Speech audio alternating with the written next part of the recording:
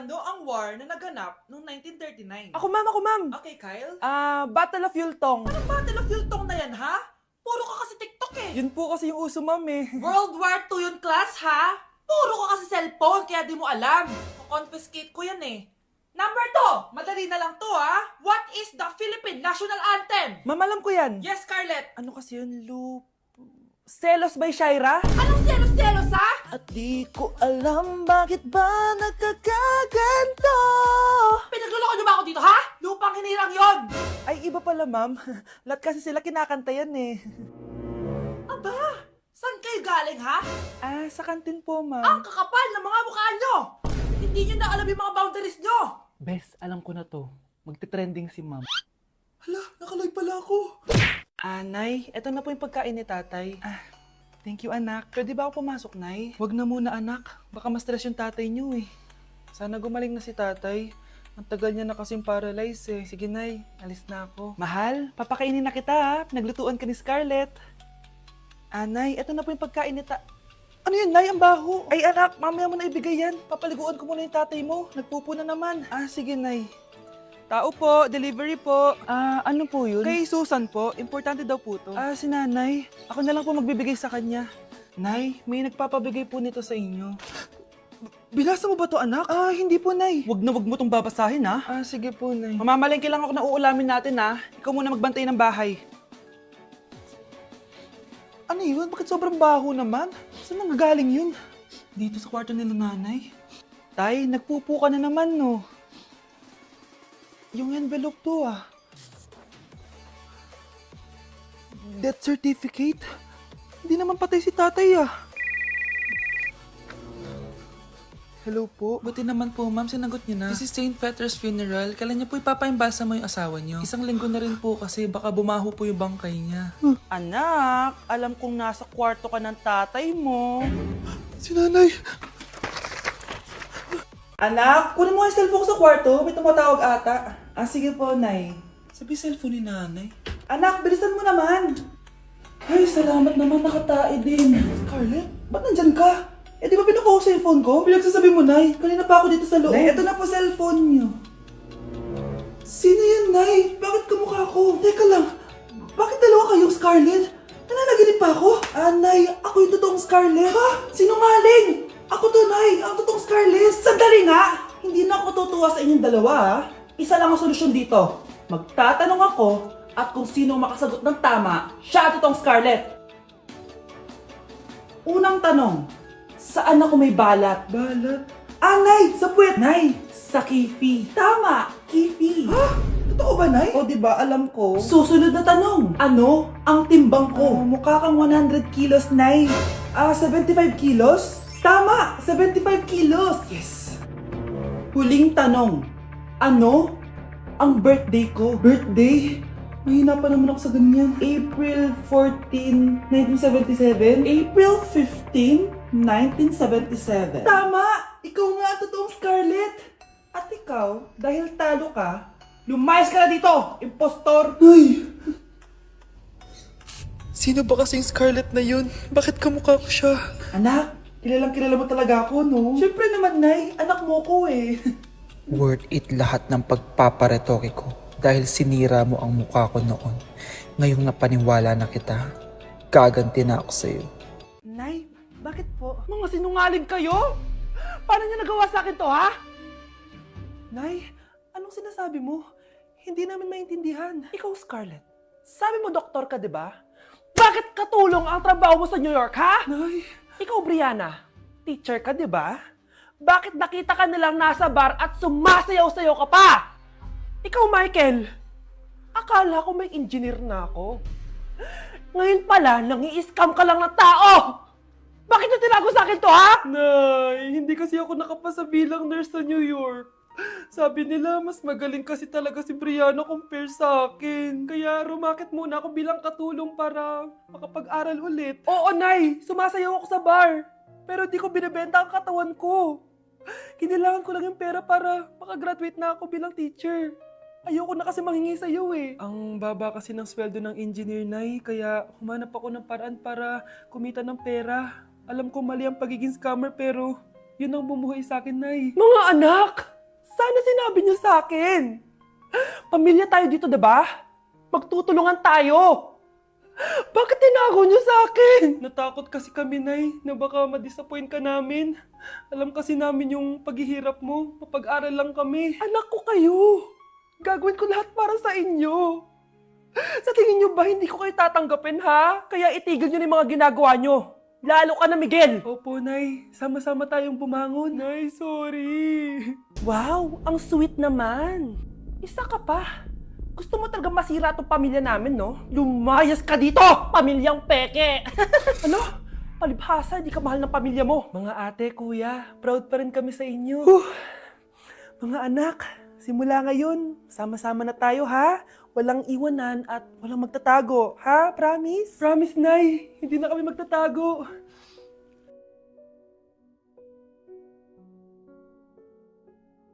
Gusto ko lang maging malinaw sa inyo na dito sa klase ko, ako ang nasusunod. Naintindihan? Ma'am, ito po yung assignment ko. Anong klaseng assignment to? Parang ginawa lang ng bata. Mababa lang grades mo dito, ha? Pinaghirapan ko yung assignment na yun. Sino ang pambansang bayani natin? Ma'am, Scarlett. Ang pambansang bayani natin ay si... Oops! Napakabagal mo sumagot. Ang pambansang bayani natin... Straight to the point ang kailangan ko sagot. Ayusin yung sumagot, ha? Hindi na kayo elementary. Opo, ma'am. Pinayagan ba kita kumain sa loob ng klase ko? Ma'am. Akin na yan. Kung ayaw niyong binabastos kayo, wag niyo akong bastusin. Ay, oo, be. Kain tayo sa labas mamaya, ha? Hala, galit na si ma'am. Umalis lang ako saglit, ganyan na kayo. First meeting pa lang natin, pinapakita nyo ng mga ugali nyo. Buti pa yung kabilang section, tahimik lang. Kayo na ata ang worst section na napuntahan ko. Kung kami ang worst section, ikaw ang worst teacher.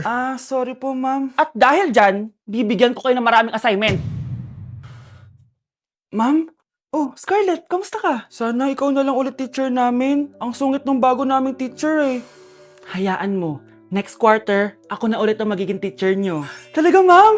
Thank you, Lord! Hoy, Mars, may nagpadala na regalo sa inyo. Pero bawal pa daw buksan. Sige, Mare, salamat ha. Anak, may nagpadala na regalo sa atin. Ang laki naman neto, Nay. Kaso, bawal pa daw buksan. Sige po, Nay. A few moments later. Kabadrip, mga bobo kasi, mga bobo! Natutulog na lang ako.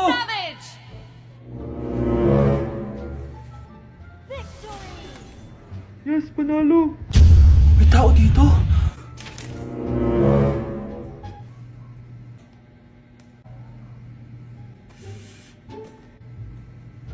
One hour later. Anak, magtik si Mare. Buksan na daw natin. Sige po, Nay. Bubuksan ko na. 1, 2, 3. Surprise! Sakit ah. Ay, sorry. Han? Han, I miss you. I miss you, Han.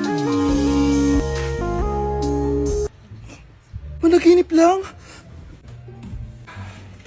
Hoy, saan mo dadalhin yan? Itatapon ko na po, Nay. Wag! Akin na yan!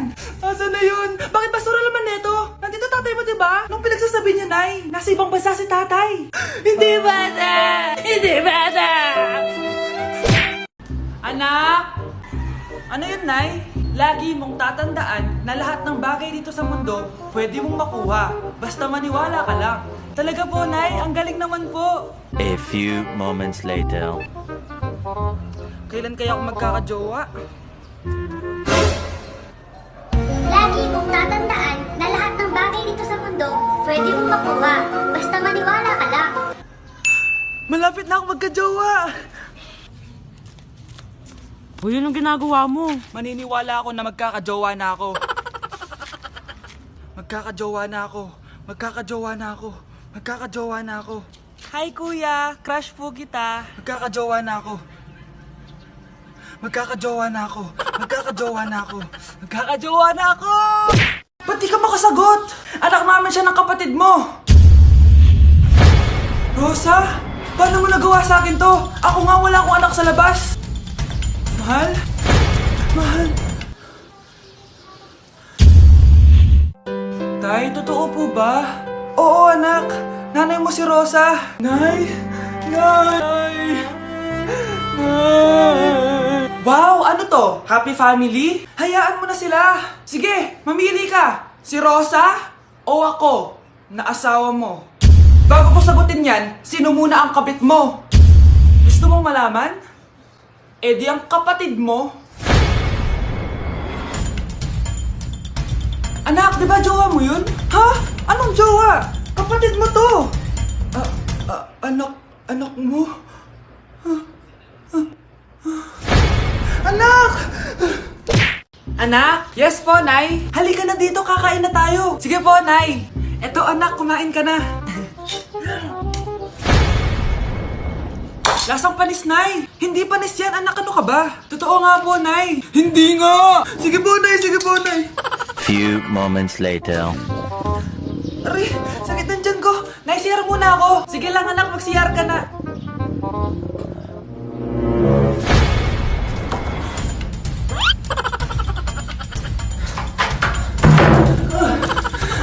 Anak! Ako muna! Anak! Anak! Nay! Wait lang po, Nay!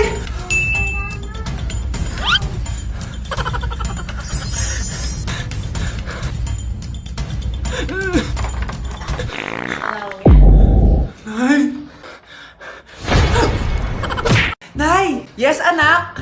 Si tatay po kasi nakita ko po nung isang araw may kasamang ibang babae. Humanda yung tatay mo sa akin. Few moments later. Mars! Uy, Mars, anong ginagawa mo dito?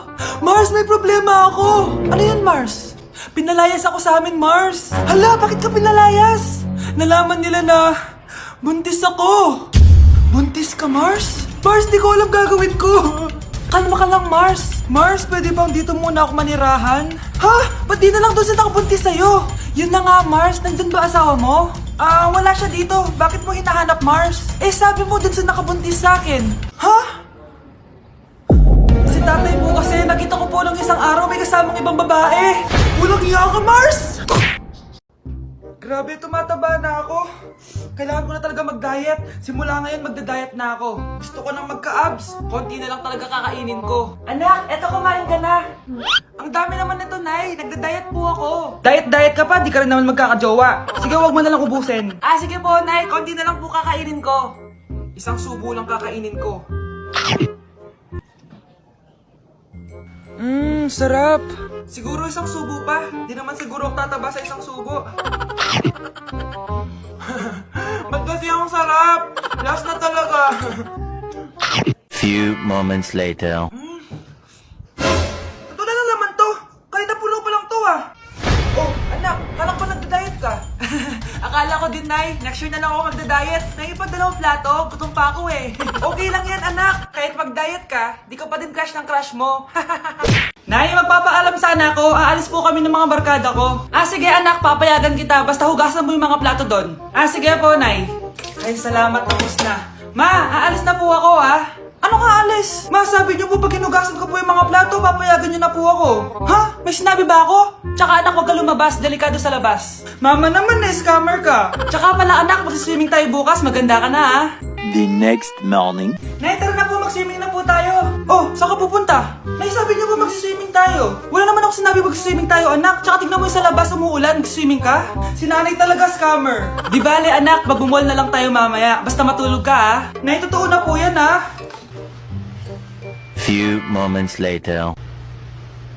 Ma, mag-mall na po tayo. Anong magmamall? Gabing-gabi na. Sarado na yung mga mall. Matulog ka na ulit.